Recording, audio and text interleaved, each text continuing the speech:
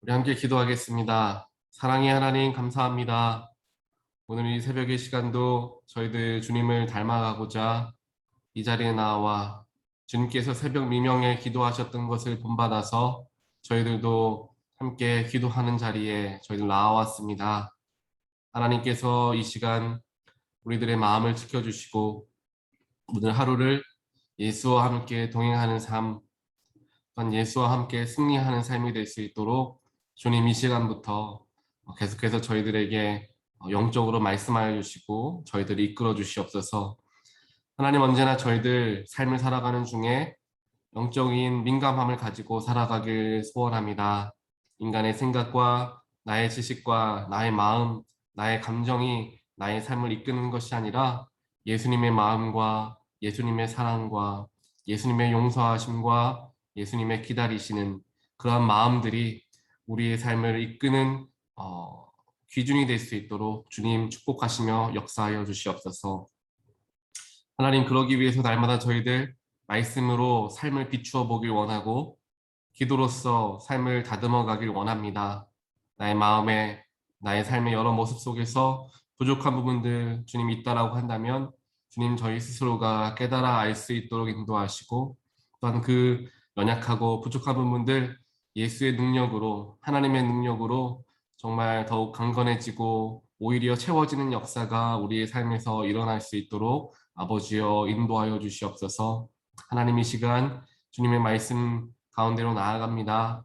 거룩하신 말씀 대할 때에 저희들 우리의 모든 생각 내려놓게 하시고 겸손한 가운데 주님의 말씀이 나에게 허락되어진 말씀으로 오늘 새벽 받고 그 말씀에 의지하여서 오늘 하루도 살아갈 수 있도록 축복하여 주시옵소서. 이 모든 말씀 예수 그리스도 이름으로 간절히 기도합니다. 아멘. 오늘 하나님 말씀 함께 보겠습니다. 오늘 말씀은 에스겔 35장 1절부터 9절까지 말씀 우리가 함께 보겠습니다. 1절로 9절 말씀입니다. 주님께서 나에게 말씀하셨다. 사람아, 너의 얼굴을 세이산 쪽으로 돌리고 그곳을 규탄하여 예언하여라. 너는 그곳을 규탄하여 말하여라. 나 주 하나님이 이렇게 말한다. 세이산아, 내가 너를 대적한다. 내가 내 손을 펴서 너를 치고 너를 황무지와 폐허로 만들겠다. 내가 내 성읍들을 폐허로 만들면 너는 황무지가 될 것이다. 그때야 비로소 너는 내가 주인인 줄 알게 될 것이다.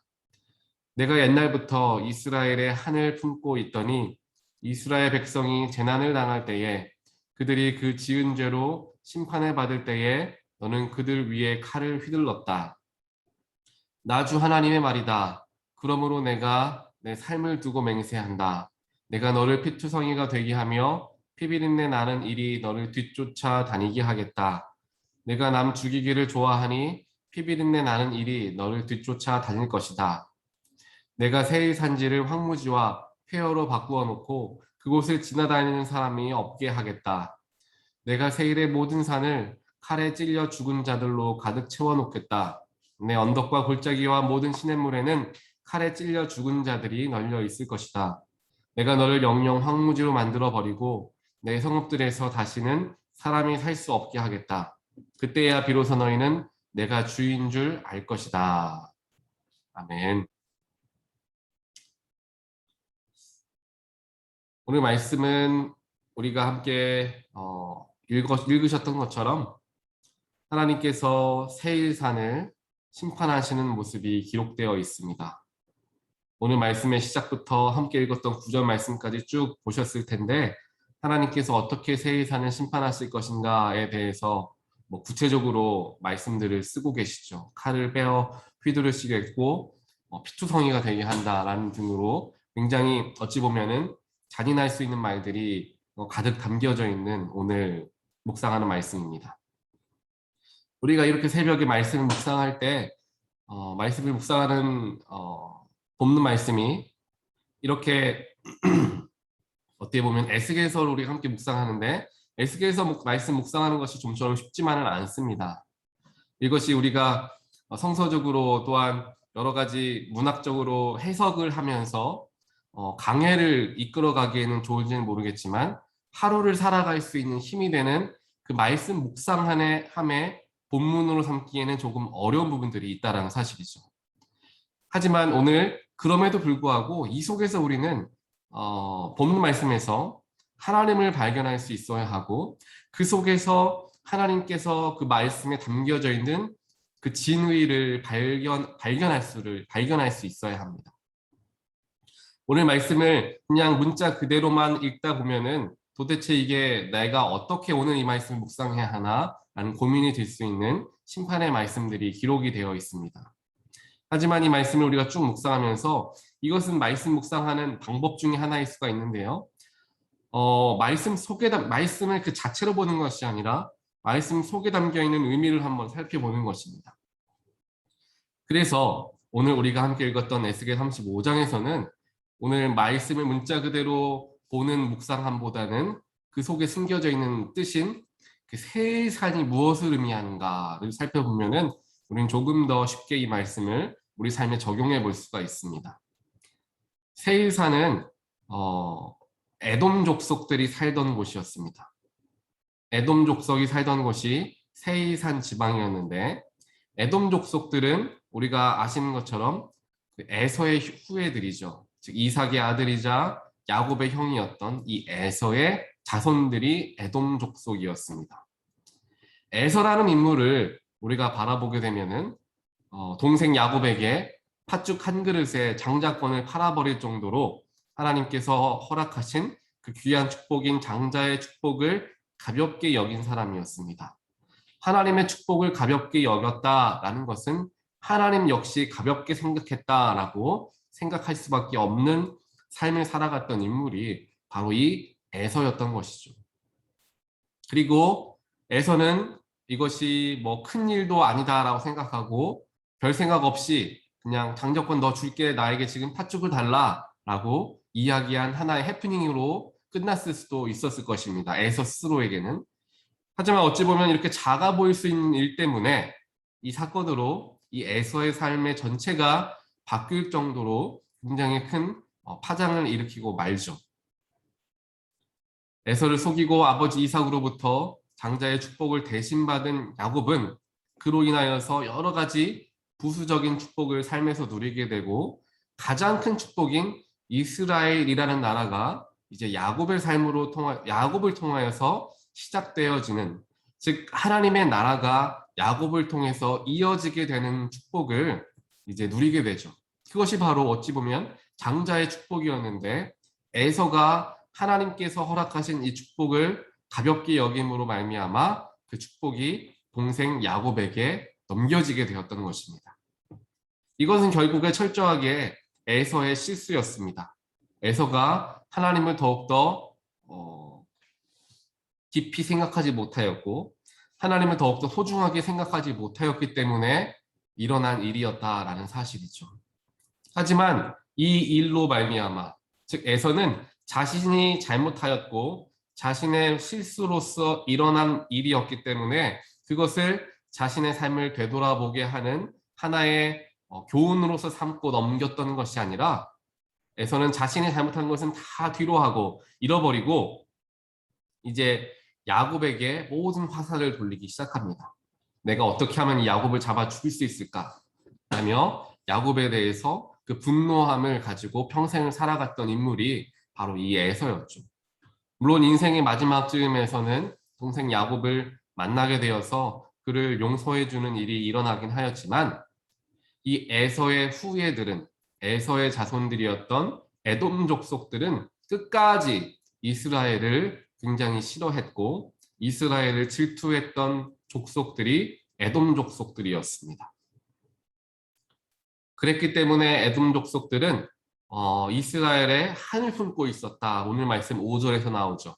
네가 옛날부터 이스라엘에 한을 품고 있었다 라고 이야기합니다. 그리고 이스라엘 백성들이 재난을 당할 때, 어떻게 보면 이스라엘 백성들은 그들의 형제 나라였습니다. 형제 나라였는데 그들이 재난을 당할 때에 그들 위에 또 한 번 칼을 휘두르는 일을 했다라는 것이죠.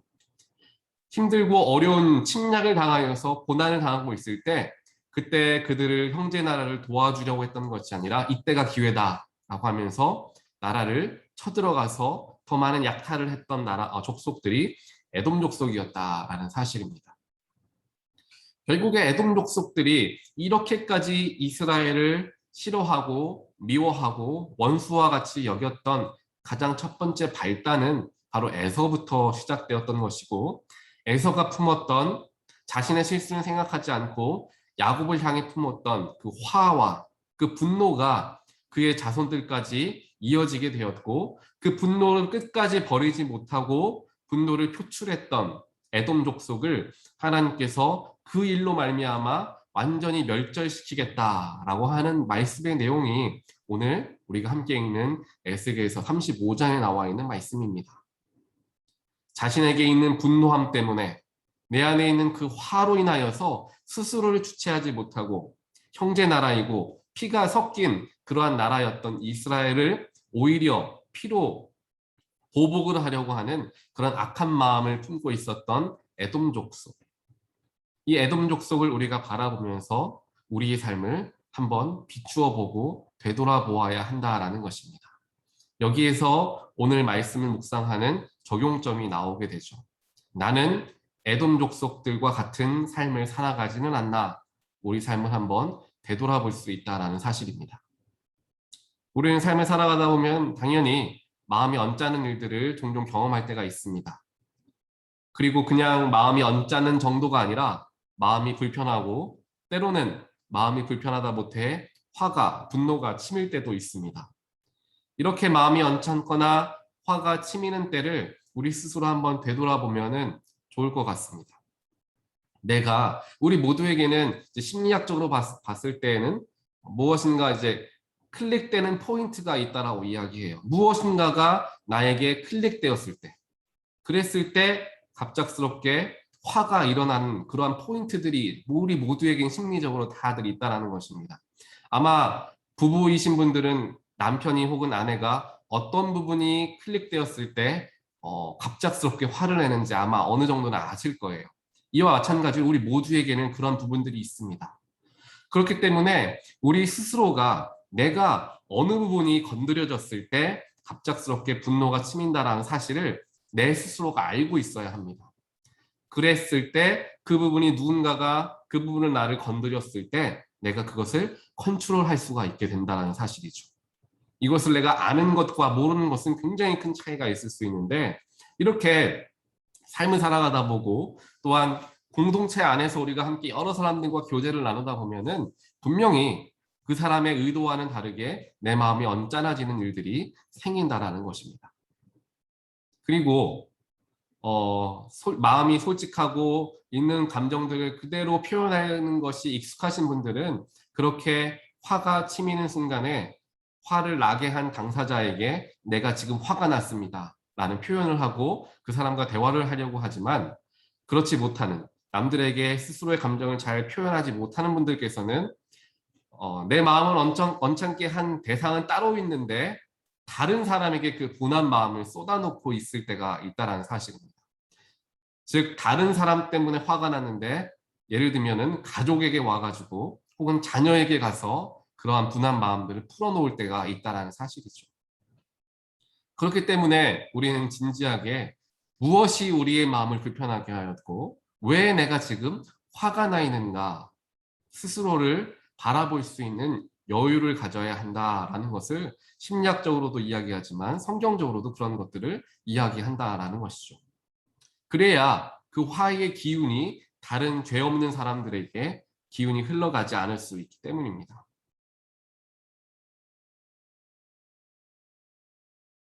우리가 화를 내고 또한 분노를 표출하는 것들을 바라보게 되면은 분명 내 스스로에게, 나에게 있는 기준에서 넘어가게 되거나 도무지 이해할 수 없는 일들이 일어나게 되었을 때 우리는 마음이 불편하고 또한 어려움을 경험하게 됩니다. 하지만 성경적으로 보았을 때 우리는 예수님의 삶을 돌아볼 수 있습니다. 우리가 함께 말씀 새벽 예배 전에 시작하면서 주님의 마음을 본받는 자라는 찬송을 함께 부른 이유도 바로 여기에 있습니다. 예수님을 보셨을 때 예수님은 사람을 보았을 때 그 사람의 삶이, 그 사람의 행동이, 그 사람의 말이 맞고 틀리고의 문제를 바라보지 않으셨고 예수님은 그 사람의 영혼을 바라볼 수 있었던 분이셨습니다. 성경을 보면은 가늠한 여인을 예수님께서 만난 이야기가 기록되어 있죠. 가늠한 여인을 모든 사람들이 그 여인의 죄를 정죄하면서 돌로 쳐 죽여야 함을 이야기하며 이제 당장이라도 죽일 준비를 하고 있었습니다. 그때 예수님께서 이 여인 앞에 서셔서 너희 중에 죄 없는 사람이 먼저 돌을 던져라 라고 이야기하셨을 때 모든 사람들이 돌멩이를 다 내려놓고 집으로 돌아갔다 성경은 이야기합니다. 예수님이 바라보았던 것은 간음을 한 여인, 간음을 바라보았던 것이 아니라 그 여인, 그 한 영혼, 그 한 사람을 바라볼 수 있었던 것입니다. 세상적으로 보았을 때 그 당시에 여러 가지 율법과 모든 기준으로 보았을 때 간음한 여인은 두말할 것도 없는 죄인이었습니다. 죄인은 돌에 맞아 죽어야 하는 게 당연한 율법에 따르는 일이었습니다. 하지만 예수님은 이 문제 속에서 이것이 옳고 그르냐가 문제가 아니라 이 여인이 죄인이냐 죄인이 아니냐를 판단하려고 했던 것이 아니라 예수님의 마음에는 그 여인의 영혼을 구원하시고자 하는 마음이 가장 컸다라는 사실입니다. 맞고 틀리고의 문제가 아니라 내가 이 여인의 영혼을 어떻게 하면 구원할 수 있을까라는 생각이 예수님 안에는 가득했다라는 사실이죠. 그렇게 보았을 때 예수님의 삶의 자세는 세상이 말하는 율법과 도덕적인 기준이 아니라 한 영혼이 사느냐 죽느냐, 한 영혼을 내가 구원할 수 있느냐 없느냐에 가장 큰 관심과 목적을 가지셨던 삶이었다라는 사실을 보게 된다라는 것입니다. 우리 역시 예수님과 같은 마음을 가지고 살아갈 때 무엇인가가 내 마음에 화를 나게 하고 무엇인가가 옳다 그르다라고 판단하며 이야기해야 하는 그 순간에 우리는 그 문제뿐만 아니라 그 문제로 인하여서 상처받을 수 있는 사람들의 영혼 또한 우리는 바라볼 수 있어야 한다는 사실입니다. 목회자로서 제가 항상 마음에 두고 있는 것은 내가 지금 옳은 말을 하는 것이 옳은가 아니면 옳은 말을 함으로 인하여서 상처받을 수 있는 사람을 생각하며 옳은 말을 뒤로 잠시 감추어 두는 게 좋은가 라는 생각을 항상 마음에 둡니다. 이것은 회의를 할 때에 가장 제가 항상 생각하고 마음에 두고 있는 생각이 바로 이것입니다. 회의를 함을 통하여서 옳고 그름을 이야기해야 할 때가 많이 있습니다. 이성적으로 누군가는 굉장히 논리적으로 이야기할 수 있고 누군가는 감정적으로 이야기할 수 있습니다. 그러한 상황에서 일단 일반적인 대화 속에서는 그냥 대화를 하면서 이 사람과 내 생각이 틀리구나 하고 넘어갈 수 있는 문제입니다. 하지만 회의를 들어가면은 우리 모두가 이런 마음을 가지고 있죠. 무엇인가를 결정해야 된다. A를 결정하던 B를 결정하던 지금 결정해야 한다라는 생각에 사로잡혀 있기 때문에 이성적으로 논리적으로 최대한 이야기하여서 어떠한 것을 선택하려고 하는 마음들이 우리 모두에게는 있다는 사실입니다. 하지만 그로 말미암아 이성적으로 말하지 못하고 조금은 감정적이고 조금은 마음으로서 따라가는 사람들은 그 속에서 상처를 받을 수가 있다는 사실이죠. 그 속에서 항상 균형을 맞추는 게 굉장히 어렵지만 우리가 교회 안에서 또한 신앙 공동체 안에서 회의를 진행하거나 여러 가지 일들을 진행할 때에 우리도 항상 함께 생각해야 하는 부분은 무엇이냐 하면 이 문제로 하여금 상처받는 영혼이 생겨서 그 사람이 교회를 떠나고 하나님으로부터 떠나게 된다면 우리가 지금 이거 선택하고 말고 하고 그게 정말 비교할 정도의 문제가 되는가를 살펴보는 거예요. 우리가 오늘 이번 주일에 밥을 먹을지 빵을 먹을지 고르는 것 때문에 한 영혼이 상처받아서 교회를 떠나고 하나님을 떠나게 된다면 밥 먹고 빵 먹는 문제로 인하여서 한 영혼을 잃어버리게 되는 사건까지 이루어지게 되는 거예요. 그렇게 되었을 때 무엇이 정말 중요한 것인가를 우리는 항상 바라볼 수 있어야 한다는 사실입니다. 이것을 내가 선택하는 것이 중요한가? 한 영혼을 살피고 지키는 것이 중요한가? 그래서 투표를 하거나 또한 거술을 하거나 이렇게 하게 되면은 이런 문제들이 생길 수밖에 없기 때문에 저는 항상 그런 부분들 속에서 조심스러운 마음들이 많이 듭니다. 사도 바울도 성경을 보면 마찬가지예요. 사도 바울이 여러 가지 사람들에게 공격을 받고 또한 자존심을 정말 상처받을 수 있는 이야기들을 수없이 듣게 됩니다.